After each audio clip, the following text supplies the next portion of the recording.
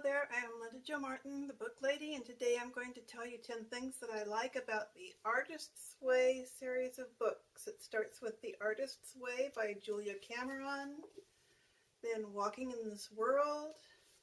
The last one is Finding Water, which is the one I'm still reading. I'm on page 160 or thereabouts. Got stalled last year and I'm going to finish it soon. The first thing I love about these books is the basic principles that she puts in the introduction. Creativity is the natural order of life. Life is energy, pure creative energy. There is an underlying indwelling creative force infusing all of life, including ourselves. When we open ourselves to our creativity, we open ourselves to the Creator's creativity within us in our lives. We are ourselves creations, and we in turn are meant to continue creativity by being creative ourselves. Creativity is God's gift to us. Using our creativity is our gift back to God.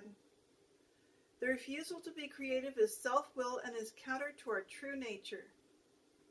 When we open ourselves to exploring our creativity, we open ourselves to God, good, orderly direction.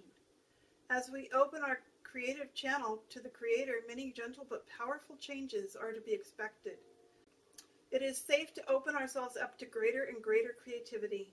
Our creative dreams and yearnings come from a divine source. As we move toward our dreams, we move toward our divinity. As you can see, there is a God component to these books. However, she's not bringing it out as a Christian, but just in general, that there is a creator and a creative source. The second thing that I love about these Artist Way books is that they have helped thousands, if not millions of people to break through their creative blocks. The third thing that I love about these books is the page format and the quotations that she uses.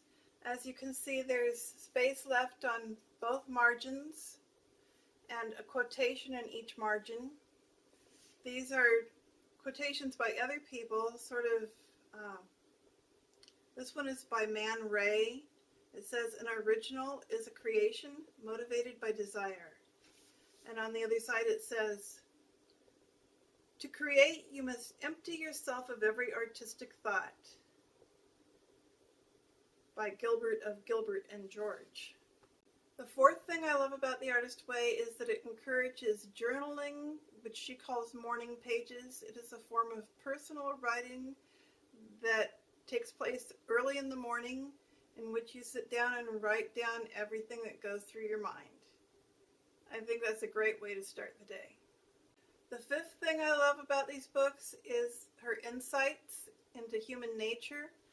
For example, in week 3 of The Artist's Way, and my book is falling apart because I've actually gone through this twice, she says, anger is meant to be listened to. Anger is a voice, a shout, a plea, a demand. Anger is meant to be respected. Why? Because anger is a map. Anger shows us what our boundaries are. Anger shows us where we want to go. It lets us see where we've been, and it lets us know when we haven't liked it. Anger points the way, not just the finger. In the recovery of a blocked artist, anger is a sign of health. The sixth thing that I like about these books is the tasks that she gives us at the end of each chapter. For instance, in this chapter, which is called Recovering a Sense of Power, at the end she says, describe your childhood room. If you wish, you may sketch the room. The next task was describe 5 traits you like in yourself as a child. And so on and so forth. There's tasks at the end of every chapter.